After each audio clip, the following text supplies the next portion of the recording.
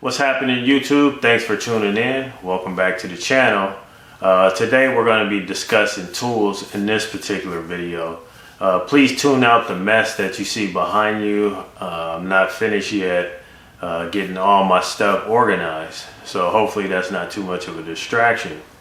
Anyway, I had a conversation with a buddy of mine here on YouTube, and we started talking a little bit about Harbor Freight tools, and we sort of came to an agreement and felt the same way about Harbor Freight's hand tools. I basically told him my opinion, and he, agreed 100%, sort of felt the same way.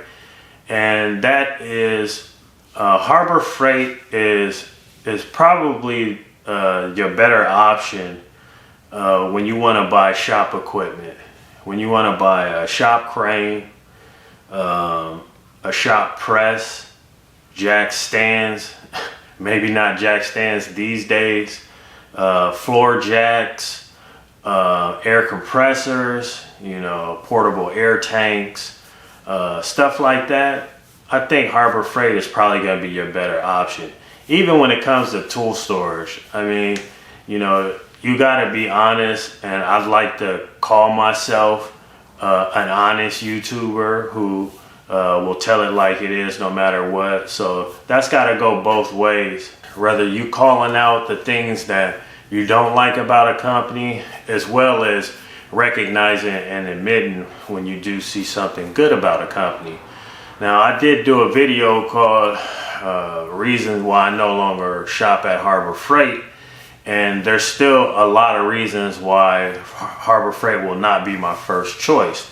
Not that I won't ever shop there again, but it's definitely not on my first choice. It doesn't mean that I turn a blind eye and will refuse to recognize a good deal when I see a good deal, or take advantage of a product that they offer. And that's why I do still think that Harbor Freight is the better option for that type of stuff.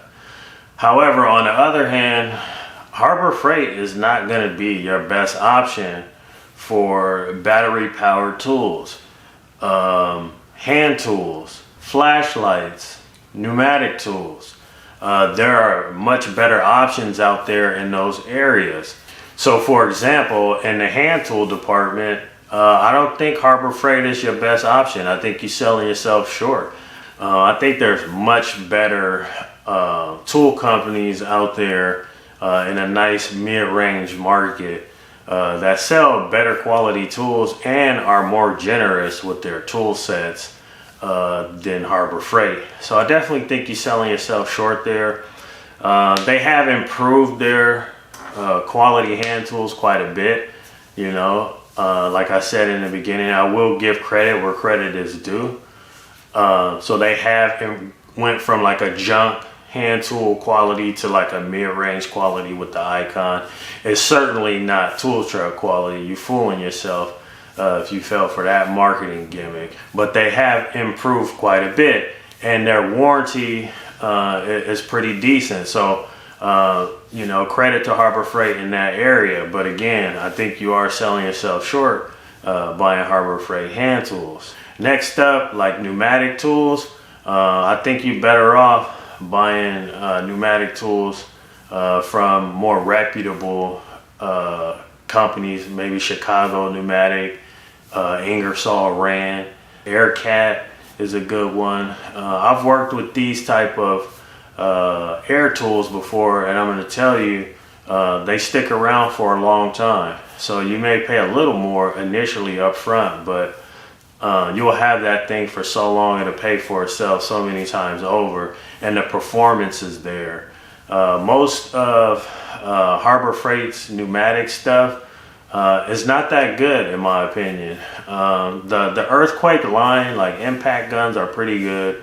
I've never owned one, but there was a mechanic in the shop, like a few shops down from mine, back in like maybe 2015, who had bought that Harbor Freight Earthquake impact gun, and I could hear it from his shop into my shop, like really putting some work in. So I can tell it was a good gun. But again, there's better options when it comes to pneumatic tools.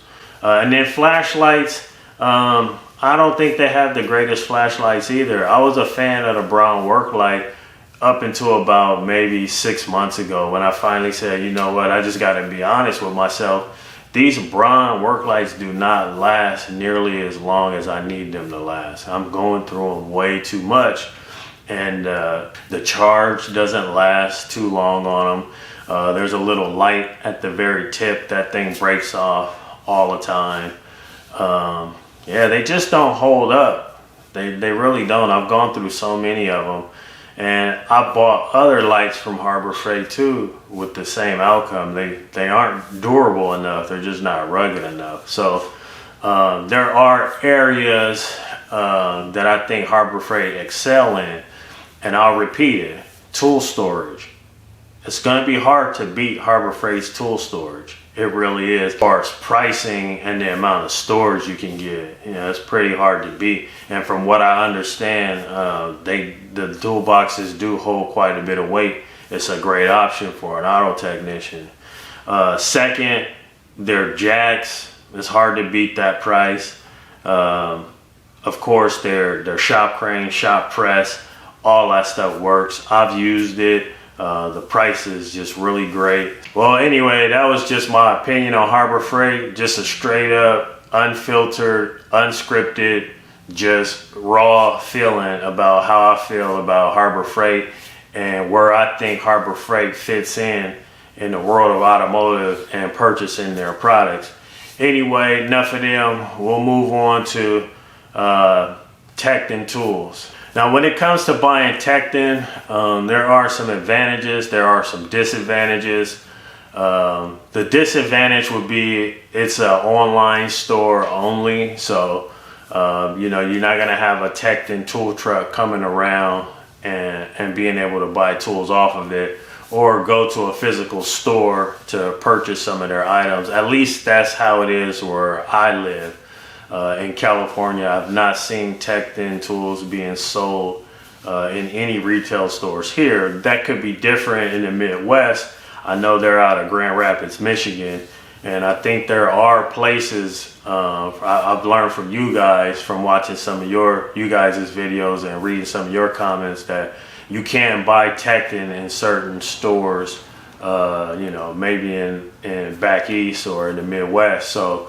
But here, that's a disadvantage if you live on the West Coast. Another disadvantage, in my opinion, to buying Tekton tools would be that although they are building quite a arsenal of tools that you could purchase from them, they still lack quite a bit of variety. I noticed that all of their ratcheting wrenches are like 6-point. You can't really get a 12-point from them. There's no specialty tools whatsoever. You're not going to be able to jump on their website, and get a fan clutch tool, or anything like that. So they sell pretty much just basic hand tools. So there are some disadvantages to buying from Tekton. And really, that's all I can see at this point as far as disadvantages go. I guess another disadvantage could be that if you break something, you'd have to mail it off and wait for it to come back. You can't get it right away. But to be honest with you, that's been my experience with buying Mac, buying Snap-on off the tool truck. I've never ever been able to walk on there with a broken tool and just get another one, unless it's something like just a cracked socket or something like that. But in most cases, the rep or the dealer has taken the impact gun from me, taken a ratchet from me, or whatever tool that broke, and they take it, they repair it, and they get it back to you. And sometimes it don't always come back that following week. It's been times where I went on the truck, talked to my tool dealer, like, where's my impact gun? And it wasn't ready yet. He was still waiting for parts to be shipped. So, and it could take sometimes as much as 2-3 weeks before you get it back. So you could perceive that as a disadvantage, but that happens with other tool companies as well. So I don't really see that as a disadvantage. It's just an inconvenience. That's just a nature of the job. Now, talking about some of the advantages of buying Tekton tools, they're very generous with the amount of tools that they put into a tool set. And a lot of people don't fully understand how much money that saves you in the long run. It really prevents you from having to buy sockets that you don't have, but more importantly, having to stop what you're doing because you've looked around and you cannot find anywhere in your toolbox an odd size, like, I don't know, 29 millimeter, you know, and you don't have that size. And you may go through and try to find an SAE equivalent, but you don't have that size. The time that it'll save you buying like these big sets that Tekton carry is priceless. And I don't think a lot of people realize a lot of these obscure sizes that Tekton do carry in their sets are highly beneficial and a huge time saver. Obviously, another huge advantage is the price. The price is really good, and the performance as well. Right now, there's a pretty good balance between the two. It's not overly cheap, you know, it's not over-engineered, if you will. It's just right, smack in the middle. It will get the job done at an affordable cost. The tools are made well enough to be able to get the job done day in and day out. And their warranty practices are pretty good. So that's going to be a good company, a good option to go with. All right, so next let's talk about auto parts stores and their tools. And I think they get left out quite a bit in the tool world. And we sort of take their tools for granted in the sense that you never really leave your house, you know, to specifically go to O'Reilly's, you know, to get a Power Torque ratchet, or you go to AutoZone to get a Duralast ratchet. You never necessarily do that. Maybe with Napa, you might specifically leave to get a Carlisle because their stuff's pretty good. But for the most part, you pick up those tools, just happen to be in the store picking up some parts. You walk down the aisle and you see a spark plug gap tool and you're like, yeah, I do need another one. And you'll grab one, you know, or you see a spark plug socket and you're like, the rubber is missing out of my other one or whatever.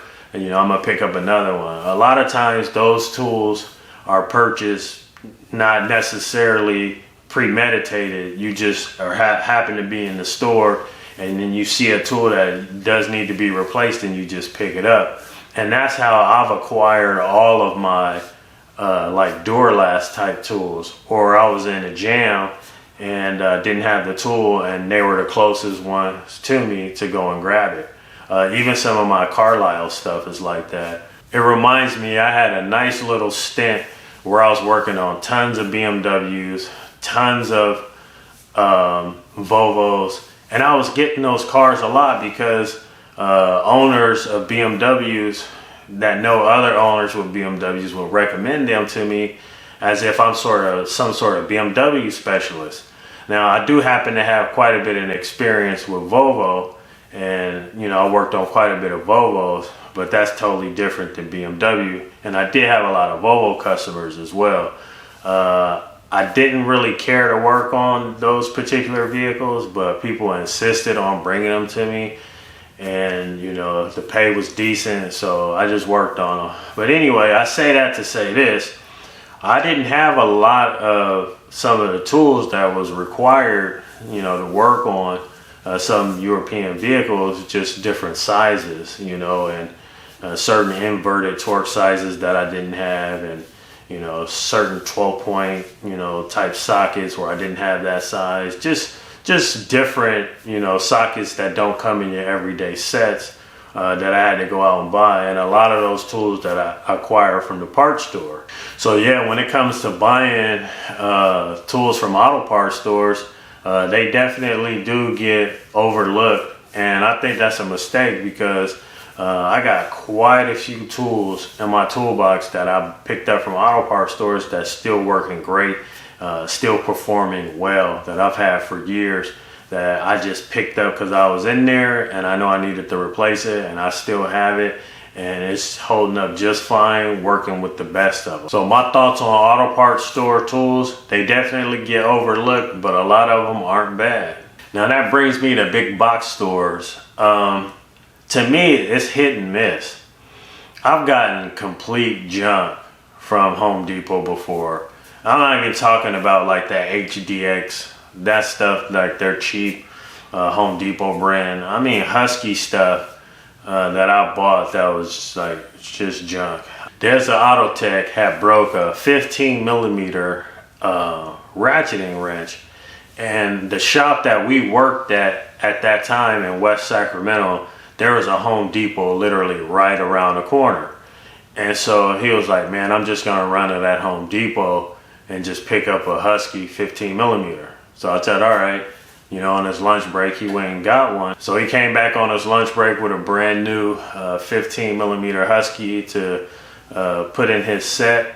And I believe that ratchet broke probably within like 3 days of use. Granted, we did a lot of wrenching in that shop.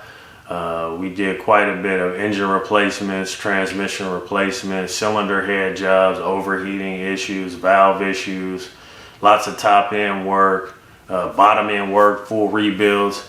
And we did it all in that shop, and we were busting cars out. So granted, maybe it was a lot of stress put on that tool, but that just goes to show you that that is not a professional grade quality tool. That is not a tool that you buy if you're in the type of work environment that we were in, doing like real deal auto repair.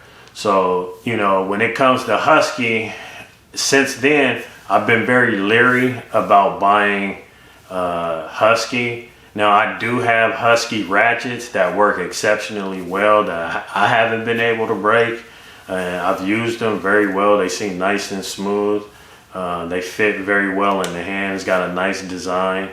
I like them. So anyway, my experience with big box stores and buying hand tools for the sole purpose of auto repair hasn't really been that great. I do pick up tools from there. Obviously, you can pick up nice quality power tools. There's other things I may buy from there, screwdrivers, battery replacements to like my DeWalt Impact. I buy wire brushes or replacement grinding stones and stuff like that for my grinder, or replacement wire wheels and stuff like that. I mean, sandpaper. There's a lot of great stuff that I buy from big box stores, but to be honest with you, they don't, in my opinion, have the greatest hand tools when it comes to auto repair. So that brings us to the tool truck brands then. Is that what I'm recommending? Is that what we're getting to? Should you just buy tool truck brand tools? And the answer to that is no. A lot of them cost way too much. I think that this day and age is not like it used to be back when I first started in the early 2000s, where it was either Sears or Snap-on. There really was nothing else. And at that time, Harbor Freight was selling, party supplies. That wasn't even an option. But times have changed at this point. You can get some pretty good quality stuff from other tool brands. You can get a gear wrench tool set and be just fine. You could get a Tekton tool set, a Carlisle tool set, a Capri tool set, and be just fine.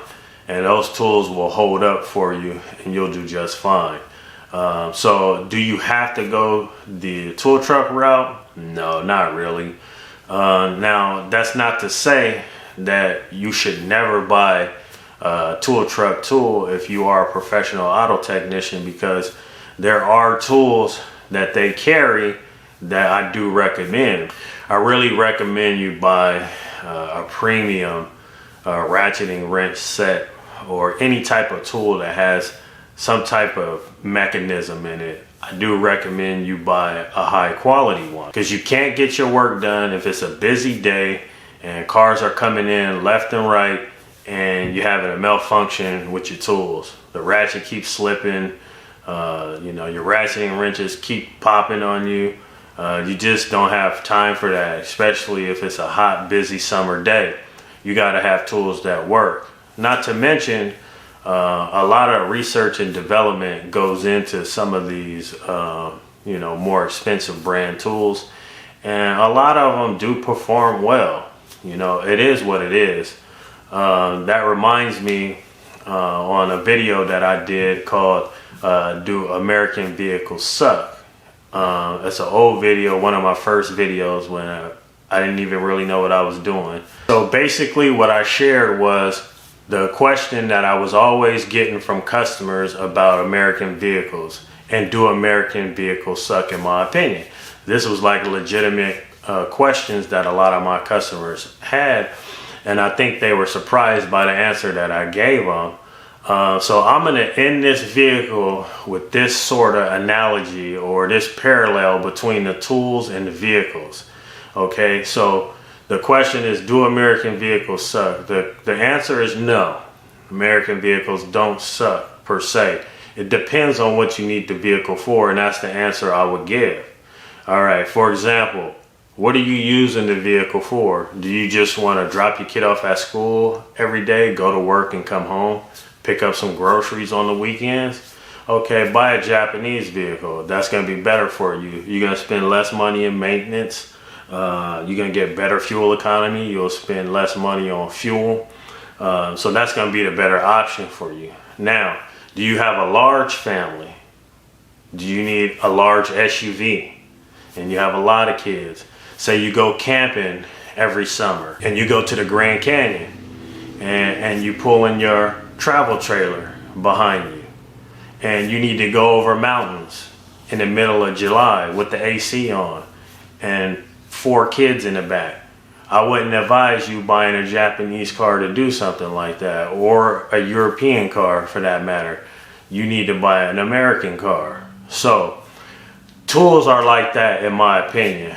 What are you using the tool for? If you're going to be putting a lot of miles on that tool and you're going to be demanding quite a bit from that tool, don't be surprised like Dez when that ratchet pop on you after 3 days of heavy use, because that is not really designed for that. It's a DIY sort of tool. So when you buy tools, it's got to be with that same thought in mind. What do I need this tool for? Sometimes you might have to spend a little bit more depending on, you know, the demand that you put on that tool.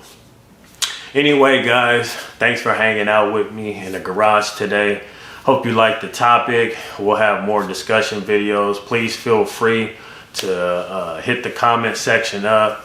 Leave your thoughts and opinions. I like to hear from you guys just as much as you probably like to hear from me.